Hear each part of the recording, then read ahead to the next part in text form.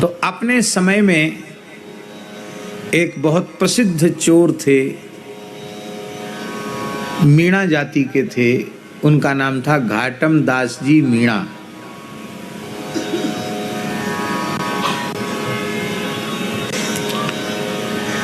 उनके जीवन में एक बार परिवर्तन आया, बड़ा विलक्षण परिवर्तन।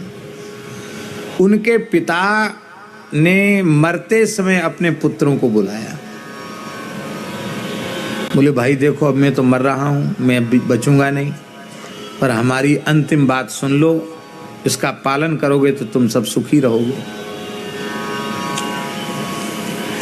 पुत्र बेचारे बड़े पिता के भक्त थे, हाथ जोड़ के खड़े हो गए, पिताजी बताओ, आप मर तो रही हो, अंतिम बात बता दो, कुछ कल्याण की बात बता दो। तो पिता ने क्या बताया कि देखो भूल के कभी कथा नहीं सुनना।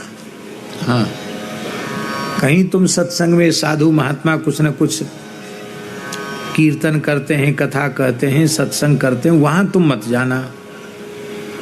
वो ऐसे बच्चे थे, उन्होंने कथा कीर्तन समझते ही नहीं थे क्या होता है।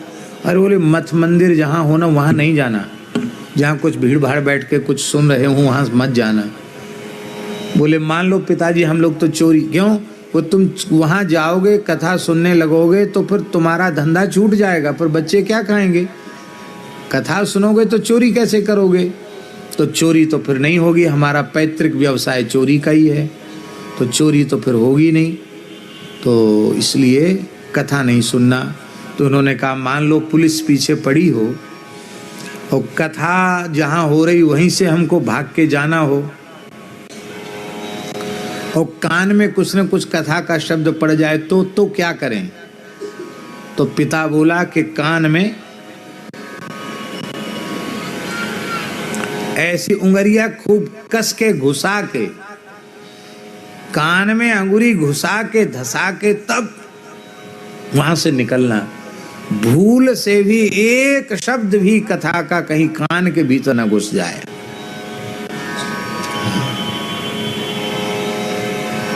पिताजी तो कह के चले गए कि कथा मत सुनना, नहीं तो चोरी नहीं होगी। लड़के सब पितरी आज्ञा पालक थे, वो सब कथा वथा नहीं सुनते थे, अपना उपद्रव करते थे। एक दिन घाटम जी के जीवन में ऐसी घटना घटित हो गई। पुलिस पीछे पड़ी थी और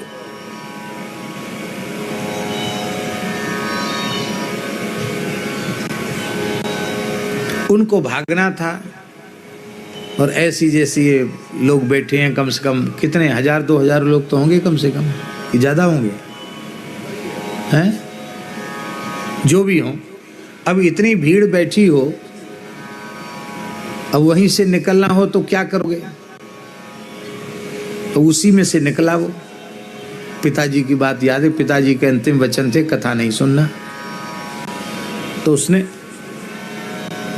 कान में उंगली लगा ली।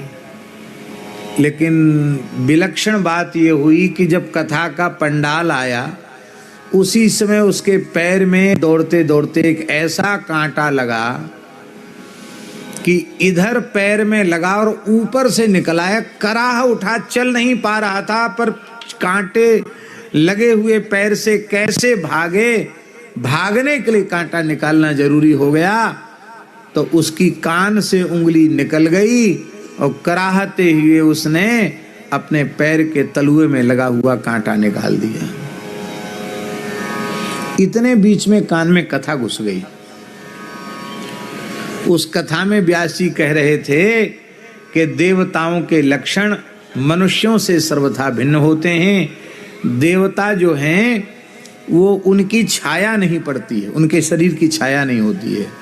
देवताओं के पैर पृथ्वी का स्पर्श नहीं करते हैं। देवताओं के शरीर पर पड़ी हुई माला कुमलाती नहीं है, उनको पसीना नहीं आता है, उनके पलक नहीं झपकते हैं। इतनी बात उसकी कान में पड़ गई, देवता के लक्षण, और वो भाग गया। पुलिस की गिरफ्त में नहीं आया। अब राजा बड़ा परेशान कि ये जो इसको पकड़ना बड़ा मुश्किल हो रहा है, भाई चोरों को क्या करें। तो एक गुप्तचर ने कहा कि हम पकड़ के दिखाएंगे। कैसे दिखाओगे? बोले चोर बदमाश सब देवी के भक्त हैं, काली मैया के, जंगल में एक काली जी का स्थान है, वहाँ काली जी के सामने ये अपना हिस्सा बांट करते हैं, वहीं भेड़ा बकरा काटते हैं, वहीं खाते हैं, देवी के नाम पर मद्य मांस का उपयोग करते हैं। तो ये जाते हैं बीच बीच में जंगल में देवी के स्थान पर। तो उसी समय एक गुप्तचर काली का स्वरूप बनाकर वहां छिप गया। उसी दिन उनकी सब हिस्सा बांट होने वाली थी, और जैसे ही उन्होंने काली का पूजन किया, सोई वो जो गुप्तचर काली बना हुआ था ना, देखा होगा मुखौटा बांध करके, सो काली का मुखौटा बांध के जीभ लपलपाती भई, तलवार लेकर के चीखते चिल्लाती भई, नकली काली। असली काली तो वो थी नहीं, वो तो अभिनय कर रहा था।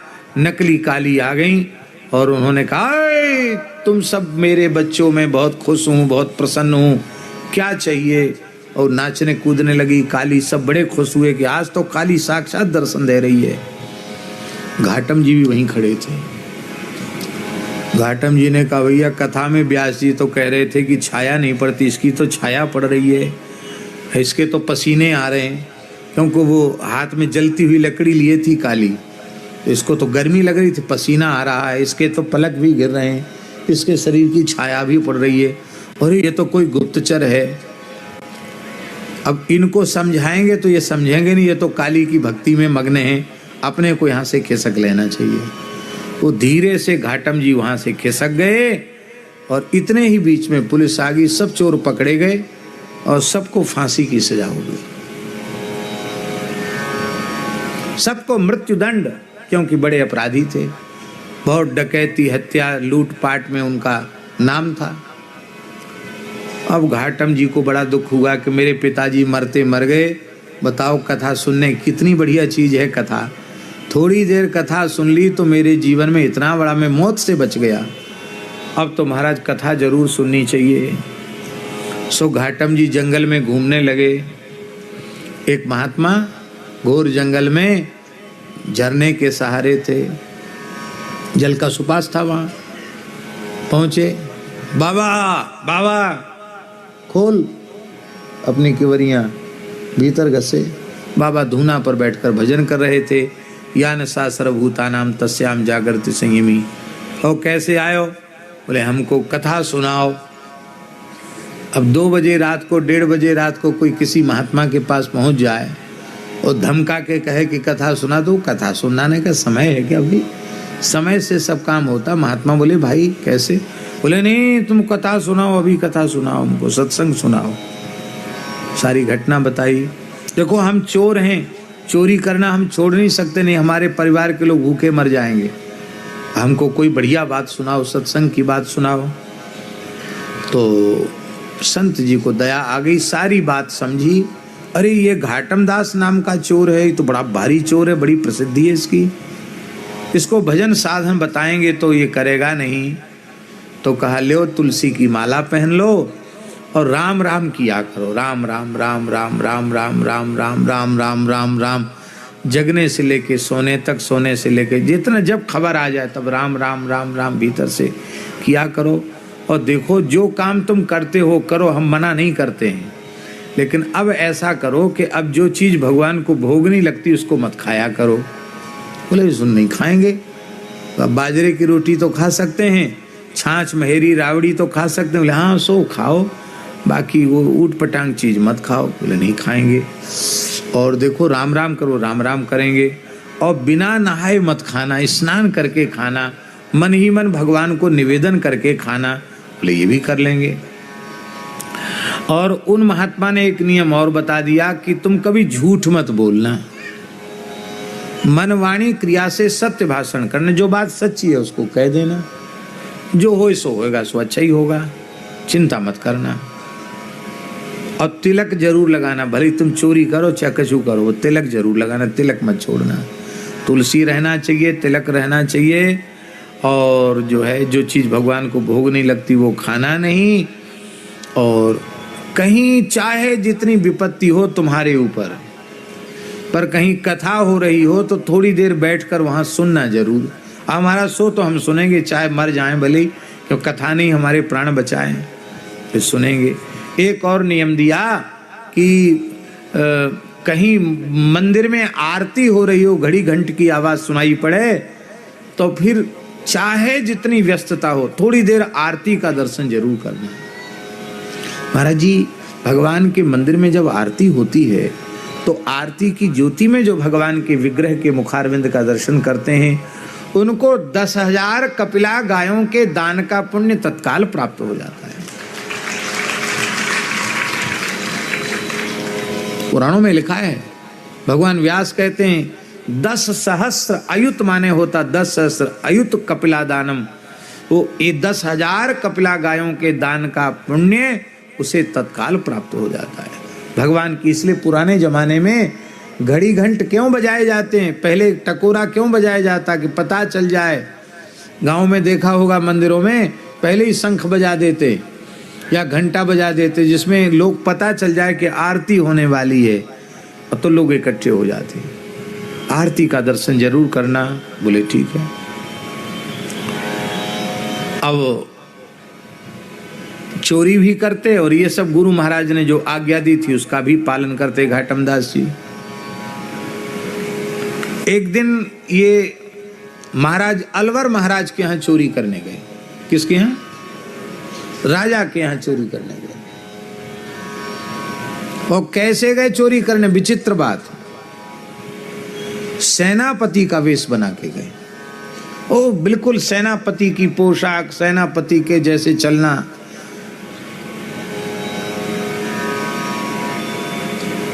और इधर से तो गए साधारण घोड़े पर बैठ करके, अपना जो घोड़ा उनके पास था। और जैसे ही वहां पहुंचे तो जो महल का दरबान था उसने पूछा कौन? तो गुरुजी की बात याद आई। गुरुजी ने कहा था झूठ मत बोलना। कहा चोर। कहा कौन? कहा चोर। तो दरबान शक पका गया कि चोर अपने को चोर थोड़ी बोल सकता है, ये तो सेनापति जी हैं और ये डांट रहे हैं हमको कि तुम सेनापति को भी नहीं पहचानते, आंख फूट गई क्या तुम्हारी? बोले सरकार हजूर क्षमा करना, हम आपको पहचान नहीं पाए, आपके लिए थोड़े ही हम दरबान हैं, आप तो प्रेम से भीतर जाओ। भीतर घुसा दिया उसने। आगे फिर ड्योढ़ी पर एक सिपाही मिला, उसने कहा कौन? बोले चोर। अरे साहब हम आपको भूल गए, आप सेनापति जी हैं, भीतर पधारो। और उनको ये भी हो जाता था कि वहां भी तो मिला होगा चौकीदार, जब उसने भीतर कर दिया तो फिर आगे बढ़ते चले गए। और सबने यही सोचा पहरेदारों ने कि कोई अत्यंत आवश्यक गुप्त मंत्रणा की बात है जो आधी रात के समय इनको बुलाया है। और ये भीतर गए और भीतर जाकर के महाराज साहब के शयन कक्ष तक पहुंच गए। अब छोटी मोटी चोरी राजा के यहाँ करने की तो जरूरत है नहीं।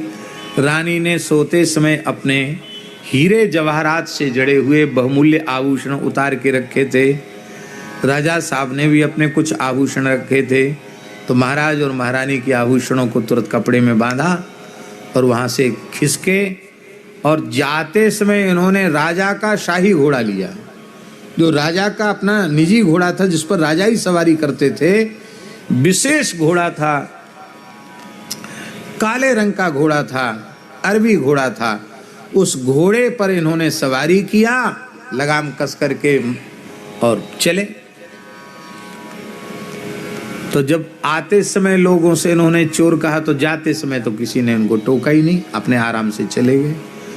अब इधर राजा जब उठे तो उन्होंने देखा कि अरे तो हम आभूषण इतने पहरे में जब हमारे कक्ष से चोरी हो गई, इसका मतलब जब राजा की चोरी हो गई तो प्रजा भी असुरक्षित है।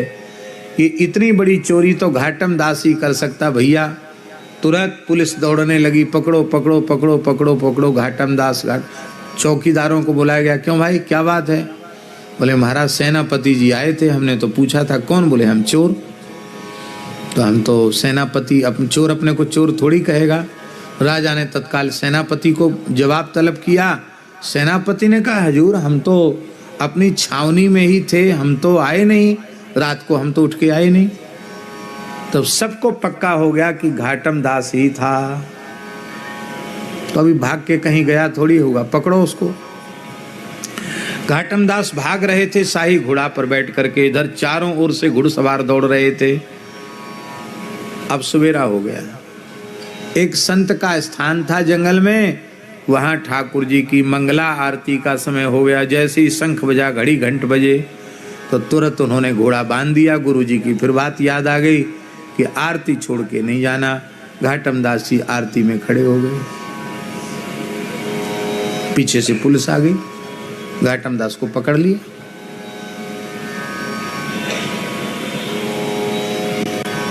माल बरामद हो गया, चोरी का माल बरामद हो गया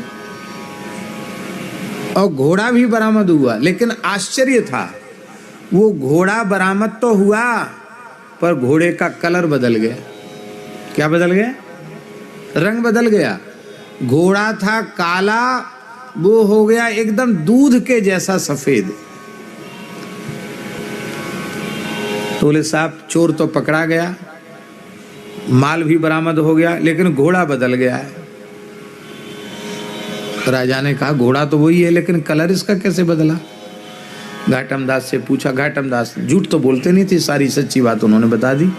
मैं सेनापति बन के आया और भगवान की आरती में खड़ा था, तो मेरे प्राण बचाने के लिए ठाकुर जी ने घोड़े का रंग बदल दिया। इतना सुनती अलवर नरेश ने उनको प्रणाम किया। बोले आप संत हैं, आपके लिए ठाकुर जी ने घोड़े का रंग बदल दिया। आपको हम दंड तो नहीं देंगे, लेकिन अब आप संत हैं, आपको चोरी करना शोभा नहीं देता। आप क्यों करते हैं चोरी? बोले महाराज हमारे कोई धंधा नहीं है। बोले ठीक है, आपको माफ़ी दी जाती है, जमीन जायदाद दी जाती है, आप प्रेम से भगवत भजन करो और भजन कराओ।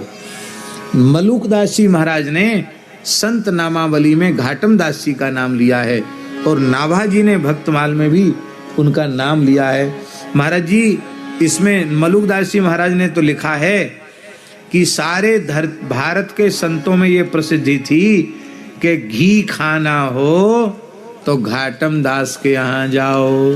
बोलो भक्त वत्सल भगवान की जय। घाटम दास जी ऐसी सेवा करते थे, वो कहते थे महाराज पानी खर्च मत करना, राजस्थान है, पर घी तुमको जितना चाहो उतना तुम घी खर्च करो, उतना घी पी जाओ।